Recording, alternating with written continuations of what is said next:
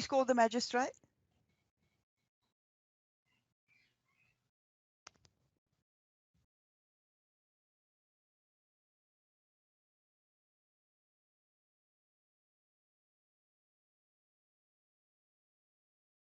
Yes, Mrs. Venter. Your Worship, we are ready to proceed with trials in the matter of the state versus Mr. Buster Jeddah, Mr. Liam Mohima. Mr. Edie, are you ready to proceed? I am, Your Worship. I have started the recording, Mrs. Venter. Please continue. Thank you, Your Worship.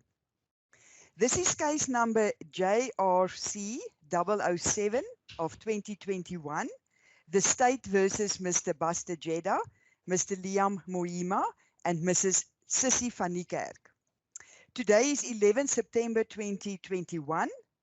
This is a case before the Regional Magistrates Court in Johannesburg, Mrs. E. Kruger presiding, Mrs. M. Venter, the prosecutor, and for the defense, Mr. G.R. Edie. You can proceed. Yes, can the accused come in?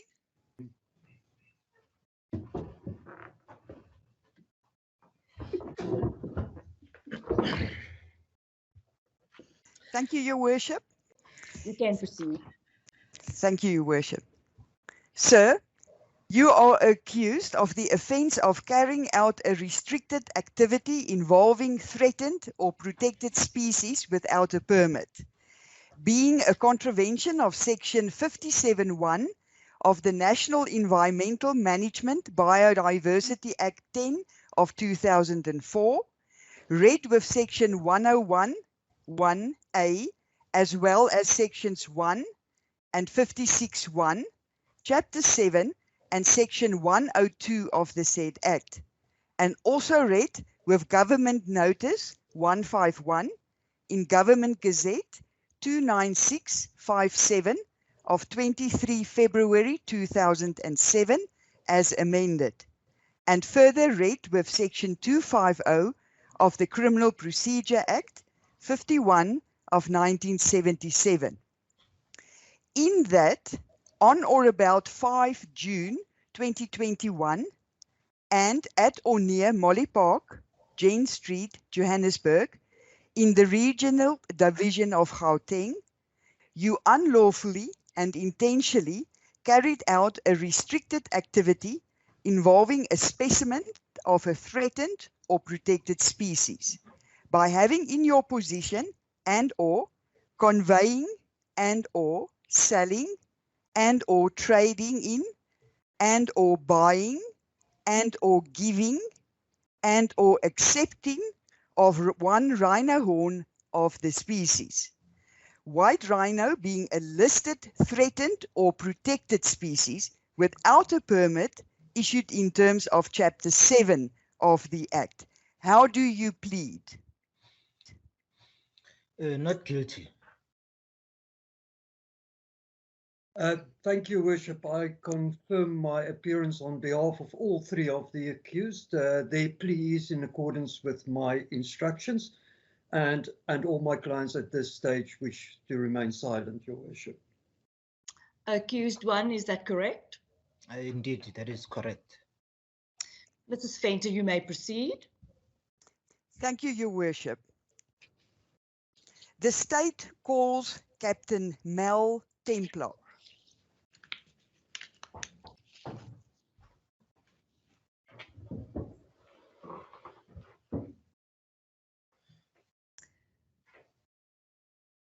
Please state your full names for the record. My name is Captain Mel Templar. Do you have any religious objection to taking the oath? No, I do not. Please swear then that the evidence you are about to give is the truth, the whole truth, and nothing but the truth. If that is so, please raise your right hand and say, "So help me God." So help me God.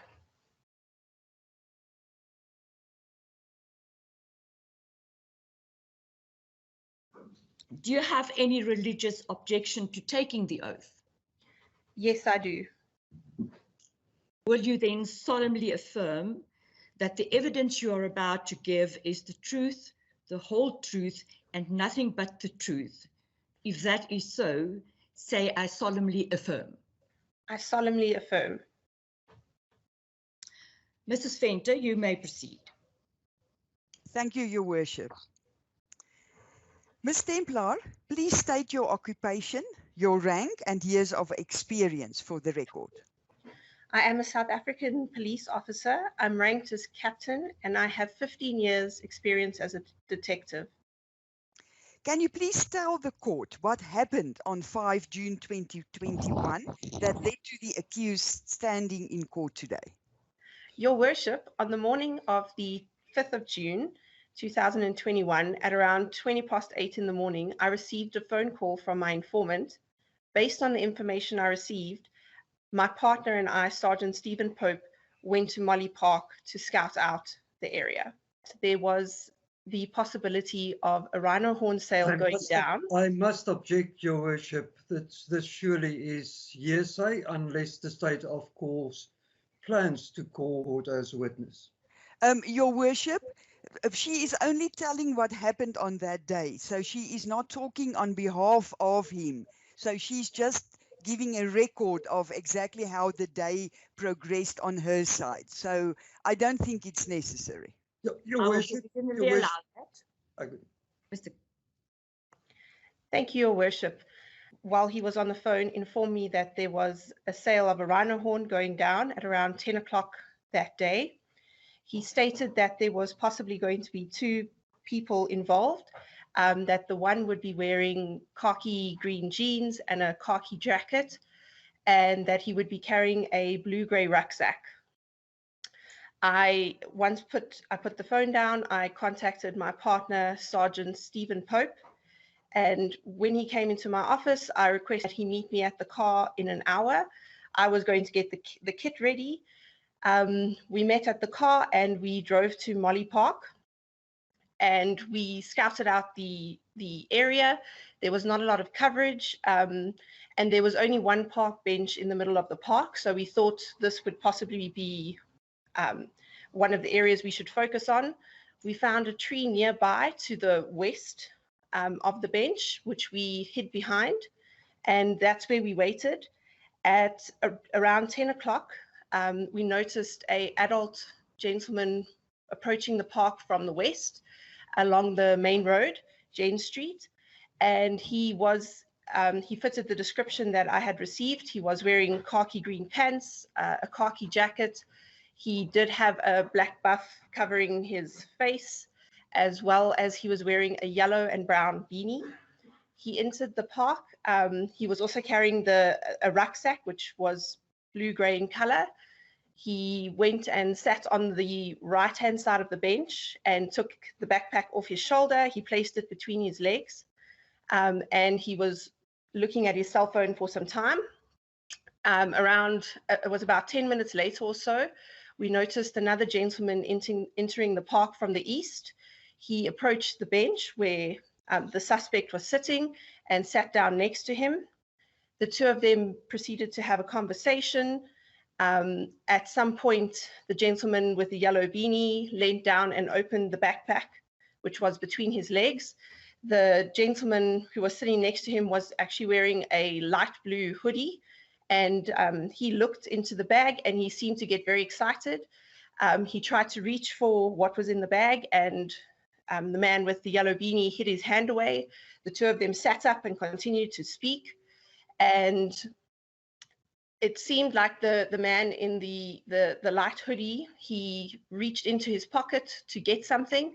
When he pulled it out, he handed it over to the man with the yellow beanie.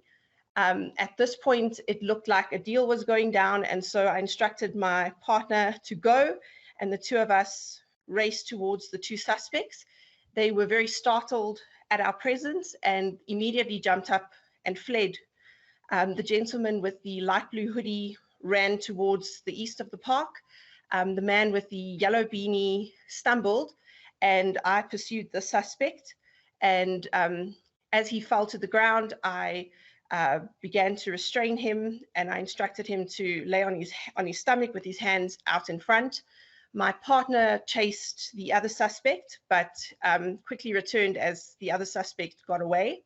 My partner, Stephen Pope, took over the arrest by placing handcuffs on the suspect. I stood to the side and took out my weapon to ensure that the suspect did not try to struggle.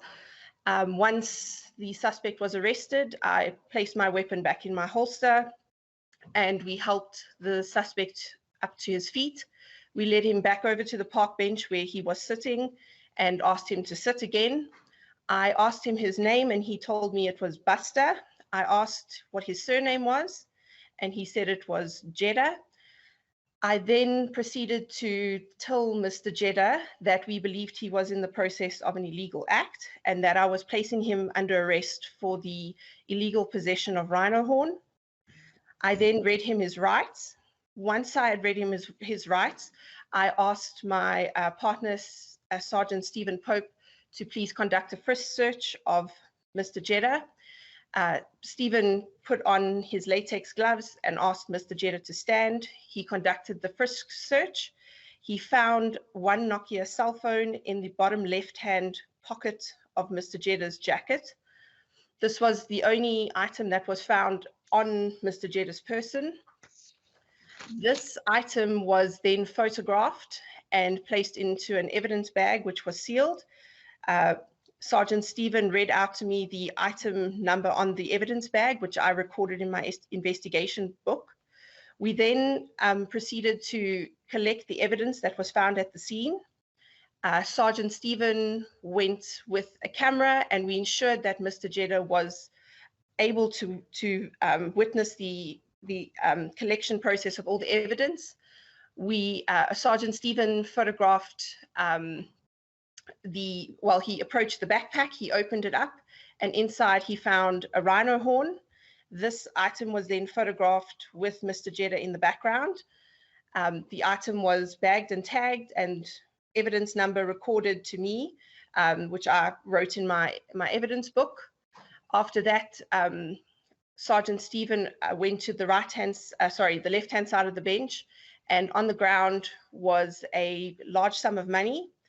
This item was also bagged and tagged and photographs taken. I recorded the evidence number in my book. Then Sergeant Stephen found another cell phone not far away from the money, also lying on the ground.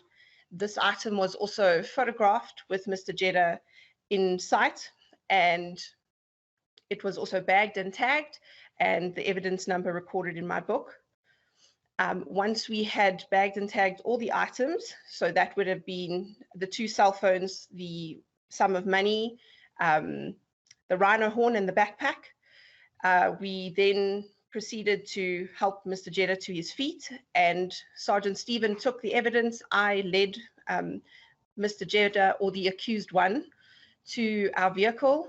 We showed him, I took him round to the back of the car where he was able to witness the evidence being placed into the boot by Sergeant Stephen. I then helped Mr. Jeddah into the back seat of our vehicle. I climbed into the passenger seat in front and Sergeant Stephen into the driver's seat. We then drove to the police station at Garden Heights. Once we arrived, I assisted Mr. Jeddah out of the vehicle. I took him to the rear of the car so that he could watch Officer Stephen taking out the evidence from the vehicle.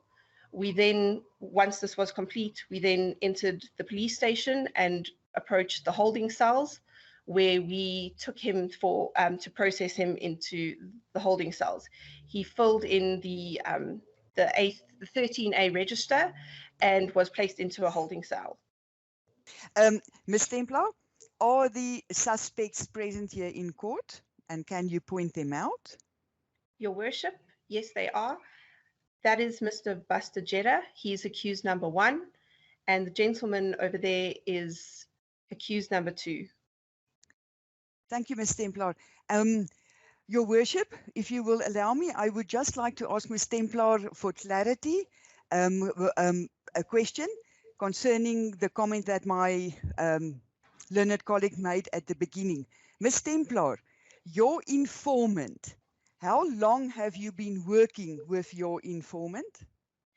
I have been working with him for about 6 months. And Ms. Templar, your informant, the name that you gave in court, is that his real name or is he anonymous actually? Or do you work with him in a sense that his real identity is not known? His real identity is not known, and this is to protect him. So that is not his real name. Thank you, Your Worship. I think that clarified the objection that my learned colleague had at the beginning, that it was hearsay, but seen in the bigger picture that these police people use informants, I think it will not be the right thing to call him, but it is in your hands, Your Worship.